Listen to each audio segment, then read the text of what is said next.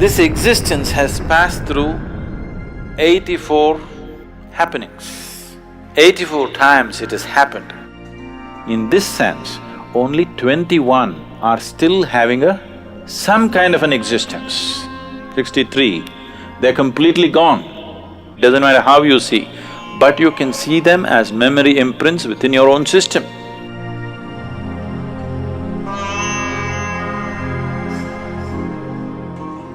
"84 is a significant number today in our lives, whether we are aware of it or not. Why 84 is significant is, this existence has passed through 84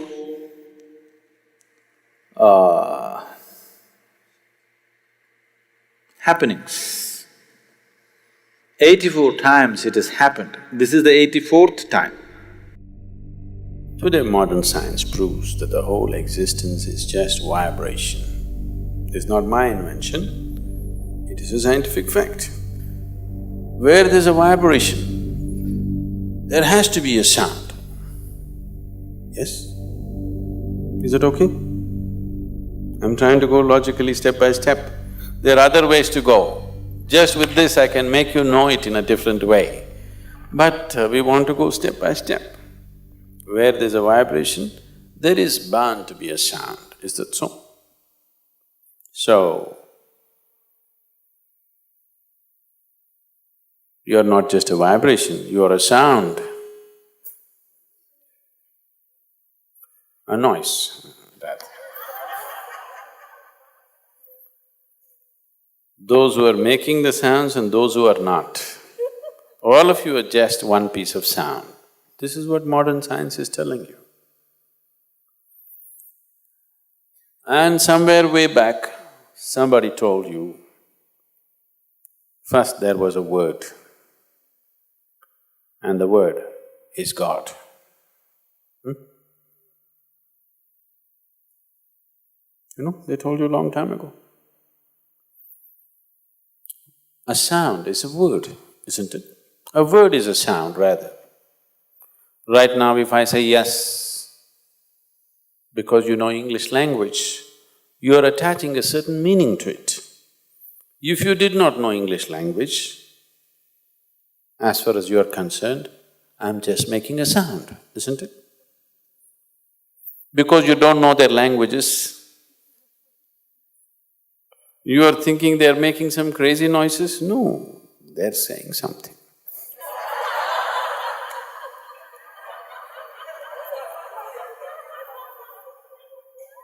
If I speak in a language that you do not know, you would naturally think I'm making some crazy sounds, isn't it so? If I speak right now in Tamil or Kannada or Telugu or some other language that you do not know, you would think I'm making some… You don't know whether I'm really speaking a language or making up some nonsense, isn't it so? Yes. So word is just a sound. So they said that word is God. Because anybody who's looked at the existence closely can see that what you call as creation and what you call as the creator cannot be separated. If you separate it, creation will cease to exist. Unless it's constantly supported by the source of creation, not for a moment can this creation process go on. Because creation is not a done thing, it is an ongoing thing. Yes? Are you an ongoing thing or you're a done thing? I hope you're not a done thing. You're an ongoing process. Without the involvement of the source of creation, how would the creation be an ongoing process? It is constantly involved, it cannot be separated. So it is because of this, they said, first there was word. That means from total unmanifest existence, when it began to manifest, the first thing that happened was sound. Even the scientists agree it was a big bang. A bang means a sound, right? In India, it's very beautifully expressed. The first and only one god who existed in that part of the world was Rudra. Rudra literally means one who roars, a roarer. So why they called him Rudra is, that is the beginning of creation, because it's a roar. The scientists call it a bang. Now, the scientists are withdrawing that bang theory, that one big bang theory, and they're saying there were a series of bangs. So one very popular physicist right now, who's written very popular books, recently he wrote a book, I didn't read this, I met him he wrote a book called Endless Universe. Yes, Endless Universe. Always science has believed that everything has a beginning and an end. Now physicists are talking about an endless universe. The yogic system has always been talking about an ever-expanding universe. For the first time, top-level physicists are beginning to recognize that there is no beginning and an end, it is an endless universe. It is a popular theory going on right now among the scientific community that universe may be endless. So when I was in conversation with him, I asked him, is it possible that it was not a bang, but it was a roar, a continuous roar? He thought about it, he looked at many things and then he said, it's possible. Maybe it was not just a bang, it was a roar. It didn't happen in one instant, it roared for a certain length of time and slowly creation began to happen. So the first form, the first god was known as the roarer. Rudra means the roarer. So I asked, how many times do you think he could have roared? He said, we cannot say. We cannot say because we have no way of knowing how many times, but obviously he's roared more than one time. Then I said, someday if your research takes you there, keep this as a guide point. He has roared 84 times. He asked, how do you know? On what basis are you saying? I said, by looking into my system, I'm saying, creation has roared 84 times. And it will roar further, many more times. A maximum of 112 times it will roar. When it roars the last time, then there will be no beginning and end, it'll be a perpetual creation. That's too far, but I told him, you hold this 84 as some kind of a guidepost and you have machines and mathematics. I didn't learn 1 + 1 how much. You learned all those things, you work on this someday. Someday if you arrive at a number, you will arrive at this number, it will be 84. How is this possible, he asked. I said, see, if you cut a tree today, people look into the rings of the tree and talk about, in the last 1,000 years, when a drought happened, when excessive rain happened, when a fire happened, everything, right? If you cut into this system with your awareness, the very history of this creation is written into this one. 84 times the creation has roared. We are in this 84th roar. What has happened as a result of that 84th roar is where we are. Out of the 84 creations that have happened, 83 have happened, this one is happening. Out of these, as creation is happening, ongoing, the dissolution also is ongoing. So the dissolution process started for some creation and they started dissolving and dissolving and dissolving. Out of this, only 20 are still in the process of dissolving, in different levels of dissolving. The others are completely obliterated. Except you can look at them in your awareness, looking at this creation because in some way it contains the residue or the experience of all that.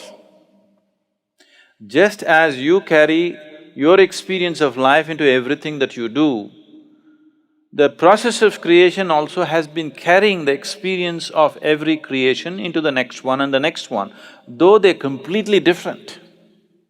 Though they may be completely different. Say, you went to school and played soccer, and that was 25 years ago. Now suddenly it happened, you were 45 years of age and a burglar entered your house. When a burglar enters your house, you are not going "Kya!" like this. You will go like this.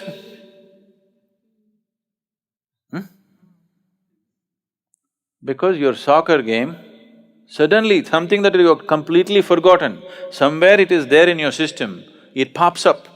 You kick the burglar like a soccer ball, not like a karate kick or a kalaripaitu kick or something else.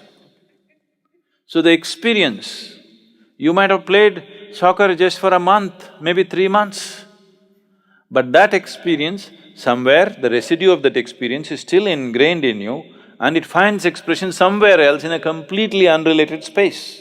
This is the way you're growing all the time. This is what we're calling as karma.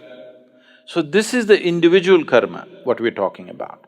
But there is a universal karma, there is a karma of the creation itself. Because creation itself is a karma, isn't it? The act of creation, is it not an act? Act means karma, it is a karma. The residue of that karma is always moving into the next phase of creation and the next level of creation. Like this, totally 84 creations have happened or 83 have happened, 84th is on. In that, the older ones have managed to completely dissolve, they only exist in terms of experiential imprint in the next one, but they don't have a living status. But the 20 behind this are still having different levels of living status. Some are become very, very wispy, some are little stronger, some are little stronger, some are almost real, like this. They're almost like this, but they're in the process of dissolution. Their active process of creation is not happening, that's all dissolution means. See, right now what death means for you is, when you're a child, the number of new cells that you're producing, if let's say in a year you're producing 100 billion cells, when you become 35, it is dropped a little bit. When you become 45, it's dropped a little bit. When you become 55, it's dropped further. When you become 75, it's dropped further. A time comes when what you're producing and what is dying is more than what you're able to replace. So this is how old age is happening. Exactly the same process is happening with the creation. The dissolution is always happening. Even here, dissolution is always happening, but new creation is happening, so it's vibrantly on. That new creation dwindled and stopped. So over a phase of time, over a period of time, this just went down. Only dissolution started happening and then after some time, only memory imprints are left. No living imprint is there. So in this sense, only 21 are still having some kind of an existence. The other remaining, 63, is it? 63, they're completely gone. You cannot see them anywhere, it doesn't matter how you see. but you can see them as memory imprints within your own system, because that imprint and that experience is still here. This one is the real thing. Everything else, in receding order, they're active. In this, there are two. In the current one, there are two. One is the physicality, which carries the memory of everything. Another is the source of creation, which is the basis of the future. Either you can let your past become the future.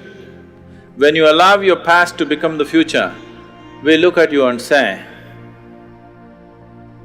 it's her karma. When we say it's her karma, what it means is, she's allowing her past to be her future. There is no fresh possibility in her. That's what it is. When we look at someone and say, karma,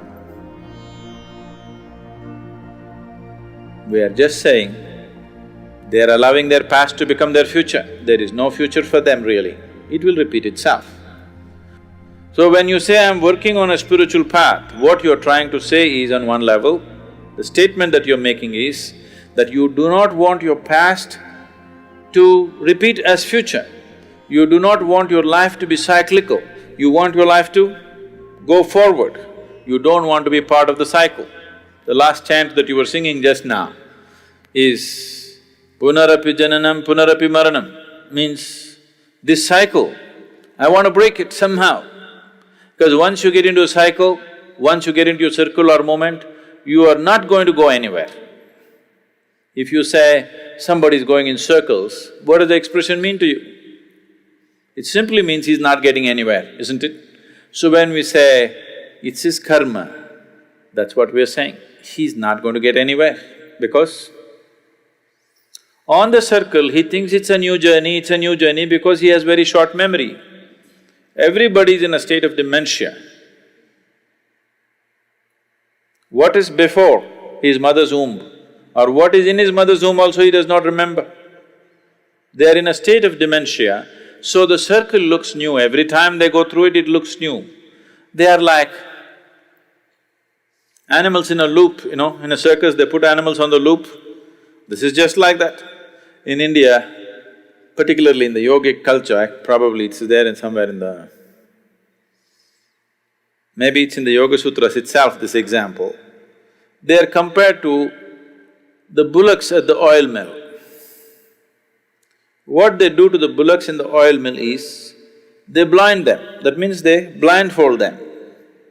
They tie something over their eyes or they tie everything like this and just leave this. And it's on an oil mill. As far as the bullock is concerned, it thinks it's going somewhere. It's like you go on a treadmill, it feels like you're going somewhere, but you're not going anywhere. That is karma. So, this dimension that you're looking at right now is in two levels. One has happened, another is happening. So the 83 of them have happened. If you want to talk in numbers, the 83rd one is happened but still happening. In a residual way, it is still happening. Your birth has happened. Is it happened? Your birth happened, but still happening, isn't it? Your death also has happened, but still happening. You know what I'm saying? Your death is a foregone conclusion, isn't it? It's already happened. The moment you were born, your death happened. First step towards your death happened, but still happening. You're waiting for it to be complete, or you're wanting it to be delayed. But it is happening, isn't it? And it's already happened. So, there's another dimension within you for which the birth has not happened, nor will the death happen to it. Only if you touch that dimension, you have something called as a future. Otherwise, you have just karma. Karma means you're repeating your past as future. You may be changing the color, you may be changing the style of how you do it, but still the same stuff, nothing different. Same stuff, what the caveman was doing, you're still doing the same stuff. Style and capability might have changed, but it's the same stuff, isn't it so? This is like anchor. This is an anchor. You've thrown an anchor and you're trying to move your boat. At the most, it can only go in circles, isn't it? So we are trying to pull in the anchor or cut the rope which holds us to the anchor so that next time we power, it will go away. So the whole spiritual sadhana is based on this, that you want to become free. Free does not mean you have to forget, but you have to become free from the memory which rules you. And the memory is not just in your mind, every cell in your body carries memory. This much is very clear to us through genetic science and other things. You are carrying the memory of your forefathers and you're still behaving like them, you're still having a nose like them. Look at this. Unless you had a nose job done recently. Yes? There are many symbols or there are many aspects in the body which clearly say that the memory of these 84 creations are still there in your body. It is there in every atom in the existence. So what you're trying to cleanse is, you want to cleanse it from the memory because this memory binds you. This memory gives you a sense of belonging, at the same time this memory binds you, it doesn't let you go. So when you do sadhana, you're trying to cut everything because without cutting that, without cutting your anchor, you're not going to move ahead. So why this memory is holding me back? It is that memory which has given integrity and stability to your body and the structure of who you are right now. Without that, without this memory, this body couldn't be created. Without the memory of a single-celled animal being within you, without all that information being carried through the evolutionary process and you sitting here, without that memory, this body cannot be structured and held together. So memory is not your enemy, it is just that you don't know how to hold it. You are into it, that's a problem. You are into it, now you want to get out of it, you want to make use of the memory, but you don't want to be used by your memory. That is spiritual sadhana. You want to have a future which is different from your pasts.